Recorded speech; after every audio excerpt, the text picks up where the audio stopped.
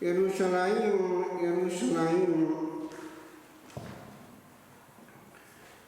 As the Lord descended, he saw the holy city and wept over it. If one goes to the Holy Land, one will find still a little chapel which has the view, the panoramic view of the holy city through the window behind the altar. And the little chapel is built in the form of a tier, the Dominus Flevit. As the Lord weeps over it, he actually plays on the meaning of the word. Yerushalaim, that is the double root of vision and peace, and indicates that the city had never known what pertained to its peace. And he gives here the reason for it. It did not know the hour of its visitation. That can be our own case too, my friends. The first reading has one passage which is picked up in the monastic centuries, the sin of grumbling. Do not grumble as some of them did and fell by the thousand in the desert. Cause and effect. We are our own worst enemy and the cause of our own undoing, oftentimes because we did not grasp what was there. Carpe diem, snatch the day. Timeo dominum transiuntem, St. Augustine said, I fear the Lord passing. I missed him. And so it is that we might look back over our life and say, I only grumbled and I didn't see. Oh, that I could go back to that moment again, things would be very different now. Upstream, we cause the present. Years ago, there was a film, I think actually a series of them, Back to the Future. And in one scene, this person had in her hand the newspaper. And because she was making a decision, before her eyes, in this phantasmagorical film of science fiction, because of time travel, where she was then in the future, before her eyes, through trick photography, the title changed on the front page. A reminder that history causes the future, and on this present moment hangs all eternity. Some moments have a cosmic power, and we can be damned also by an abuse. The first reading warns us against presuming that we can stand. Let him who thinks he stands beware lest he fall. I've seen that more than once. Brethren here and there in the monastic life, close to me, who were very, very fervent, very gifted, and one even an exorcist. And of course, old Nick isn't amused, and one has to double up in the panoply of defense against what's going on there when one handles old Nick. And now he's left the priesthood and is not even married but has a child. This is something that we need to take seriously because we can't presume that we're strong enough. He knows, old Nick knows the chink, the weak point, that's where he'll hit. He'll do it also on the level of a community, or of a parish, or of a prayer group, or of a good organization. Such and such can be a useful weak link. I'll use that person's weakness to upset the apple cart. But I want to zoom in precisely to this issue of what is taking away the blessing of the peace that the Lord wants. When I was cycling to school way back, I would pass a synagogue, and over the door was, in Hebrew and in English, "My house shall be called a house of prayer." Now, if that applies to the synagogue, and by the way, they do have respect in their house, they are actually quite very respectful, at least for the scriptures. They put us to shame. Have you seen how they do it? They have a tabernacle affair, and they take this handwritten scroll out for the law, the Torah, which is the maximum for them, and it's with great respect handled, and one at once bar mishvah, one is made a son of the commandment, bar mishvah, son of the commandment at the age of 12, one has the obligation of proclaiming that in public, and one isn't allowed even to touch it with one's hands, lest there be sweat upon the hands. One has a little pointer, and it has to be perfect, starting from right to left, as the Lord himself would have done. A great respect for the word of God, copied with great care. Which, by the way, explains how there's fairly little contamination happened over the centuries in the transmission of the Hebrew scriptures. They took care. And that's proved, by the way, in recent research with the manuscripts of Qumran. I close that parenthesis, but it's something which applies to us, because there are graces in the sacred page, there for the taking. One of my profound moments in the day is in the early hours of the night, taking the sacred scriptures on my knees before the Blessed Sacrament exposed, or whatever, at least in the chapel, and just asking for a word. And I happen to have a red letter Bible, which gives the Lord's words in red, and each word has power. It's high voltage. And then, because one is receptive and thirsting, and the atmosphere is perfect, it has a double effect. We gain also what we give. So take care. There's power every day in the sacred word, wherever you are. There's no excuse for not having that. It's sacramental in its effect also. It's contact with the Logos.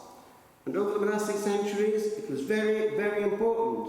St. Benedict wanted the early rise be filled between the night office and the dawn with this encounter with the sacred word. Lectio Divina, divine reading. But then the Lord ejects. Then he entered the temple.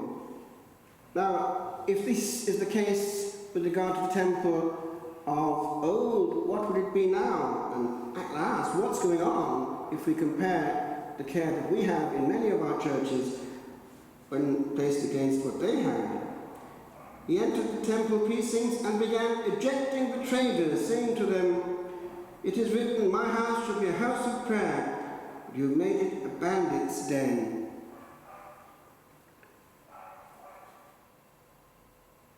There is, not that far from here, the case of our own cathedral. I've told you this before, but I'll just repeat it briefly.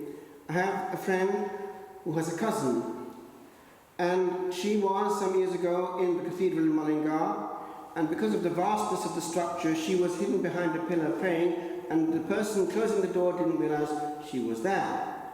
So she was locked in all night. She thought, well, I have to make the best of this, and try to find a cushion and get some rest. She found a cushion in the confession box and actually went into it because it was dark, and she got to sleep. But at midnight, what was her surprise? She sensed a shuffling, put her nose out to the curtain of the confession box, and was knocked for 6. What on earth is going on here? At midnight, there was a full, it would seem, solemn mass going on at the high altar, which is still there. And there was one thing missing. All the players in this event were not touching the ground. They were off the ground, but they looked perfectly real.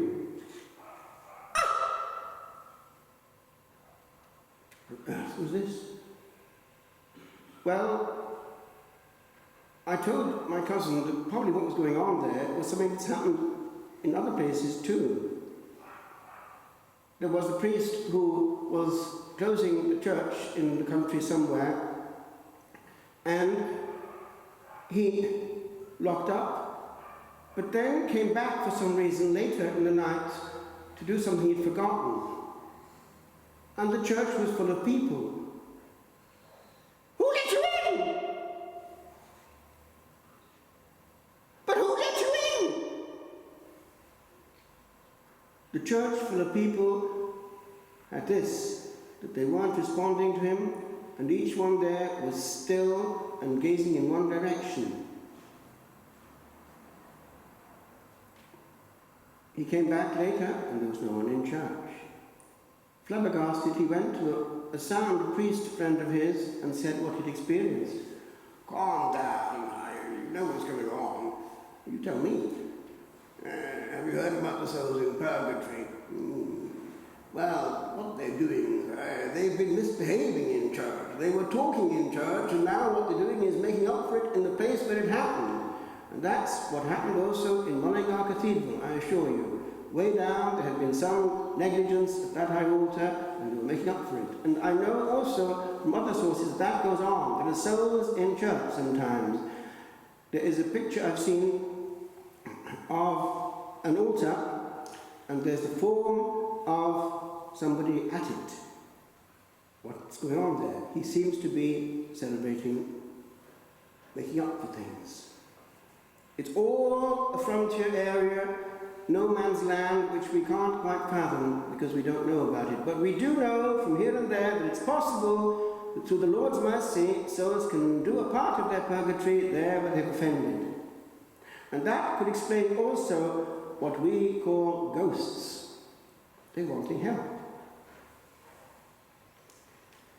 I close that parenthesis. I didn't mean to go there, but I thought, well, God will stay there. A bit more like a story. The essence here is what the Lord actually does want in the house of prayer. If that's what goes on with regard to penance, you know, Padre Pio also had experiences of seeing people who had died way back, who were doing in church what they should have done properly, cleaning candles, that kind of thing, which they hadn't done before. Well, what should be happening in our own case? We need to have our eyes open. Once we're beyond that door, we take the holy water, and that's there for a reason, and we leave behind what's outside. St. Bernard of Clairvaux, who had the whole of the European church on his shoulders at some times, he had huge problems of responsibility.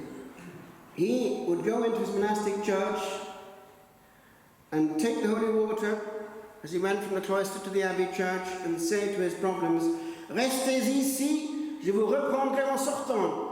Stay here, his problems. I'll pick you up again on coming out. And he was free in church to be what he was at that point, in prayer and praise. But he also saw the problems that his brethren had sometimes. He could see at one point over the heads of the brethren these angels. There were angels taking up lots of prayer. There were others taking up far less. And there were others who had nothing to do because the brethren were miles away as they chanted. Now let's be clear about this. Prayer isn't something like a Tibetan prayer machine where you turn things over and make noises. It's an engagement. Prayer can happen. It's a locus for prayer to happen, but the prayer must happen. The same applies to the rosary. I remember one time in the car, I was with two Irish sisters in Italy. They used to come to see me, and it was interesting the way that they would pray. They were very fervent, good Irish sisters. They still wear the veil to this day, they're still alive. And I could see their prayer, they say all their prayers in the car, they get through them very well. And then they got to the end of the rosary, and they said, well, the community prayers, I'm sure Father wouldn't mind. Wow, that was impressive. Formula 1.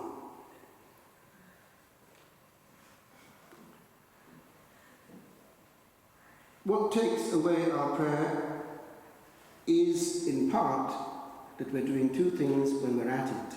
It's a perfect time for solving our problems, if we're honest. It's empty space, and so let's get all our problems sorted at that point. So we've done neither. We've not prayed, and the problems are still there. Whereas we could have brought the problems to prayer. When we say the Hail Mary, pray for that, Our Lady. We can put it there. What's called the anagogical method. Bring it up. But also desire. We clutter the peace of the temple of our own heart through unnecessary conditions for happiness. Much of our unhappiness comes from frustration, and frustration comes from false needs. It must be so or else. It doesn't have to be so. The soul that says, praise God, and doesn't grumble for anything that happens is free. Free, because everything is a bonus. So many people spend their time in wanting a great career, and they're unhappy because they don't get it. Indeed, envy and jealousy come in. But I've often thought to myself, if only we knew the secret of peace inside. It's made of simplification. We've only got one short innings, actually, in eternity. We call it time, and we have a choice. Will I live resting upon the present moment in all its simplicity as it passes and taste it, or will I always want the next one and the one after that and miss this one by filling this one with care for the others? It's a different mode. It's receptivity in the now. Learn it. It simplifies greatly and has one knock-on effect. It takes away worry, because worry is trying to control the moments that come. Acceptation in the simplicity of a child that has nothing but is given all is a trick, which I give to you. But there is other stuff as well. It's the fact that we live in illusion. Much of our suffering comes from pride. And pride is a participation in the original sin of the father of it. Lucifer fell through pride, and those who follow him have some of his traits. We are free if we are in our truth. We don't react quite so badly if we're criticized, because we deserve it. We don't mind either what people say, because they also have to face the same judge. We look only unto him. And as the Lord was quiet before Pilate, so we can leave it to the Lord to judge for us and answer for us. I'll give you two cases before I finish. There was in a church in Austria in 1384 the case of somebody who suffered from pride. He was a knight and had the care of a strategic castle in the area of Innsbruck, which I happen to know very well. It's on the border between Italy and Austria. And we have a monastery there on the frontier, Innsbruck, where I studied for a while, Wilton Abbey. Well, there, this knight, whose name was Oswald Milzer, had this problem of wanting to be seen.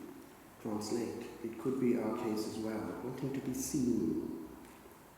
And so, he, one day, it was a big day, liturgically,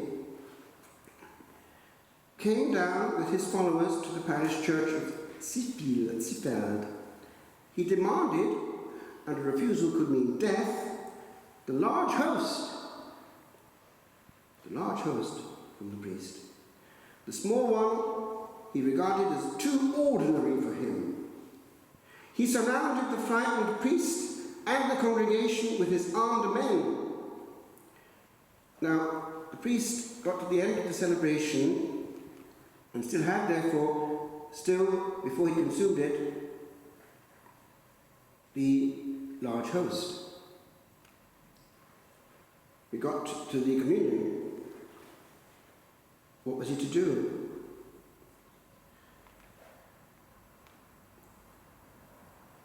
At the end, therefore, at communion, this knight, his sword drawn and his head covered, came to the left of the high altar, where he remained standing.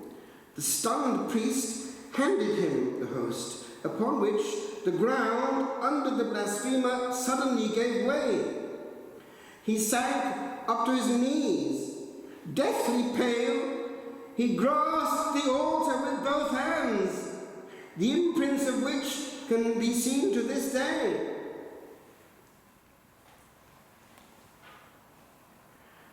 didn't finish there.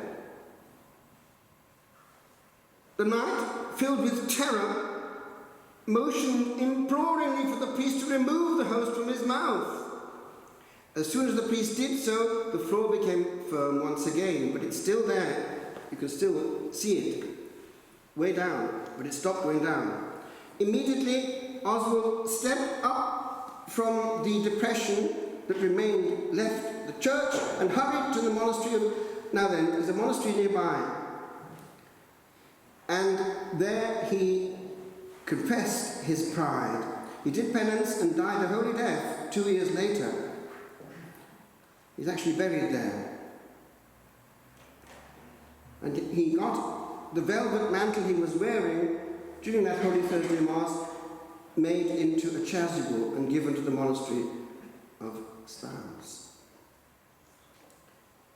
Now, church records reveal that the host taken from the knight's mouth was red, as though saturated with blood. Soon after the miracle, Knight Parzival von Veneck of Zur donated a silver monstrance made in the Gothic style as a reliquary for the exposition of the miraculous host, which is still preserved.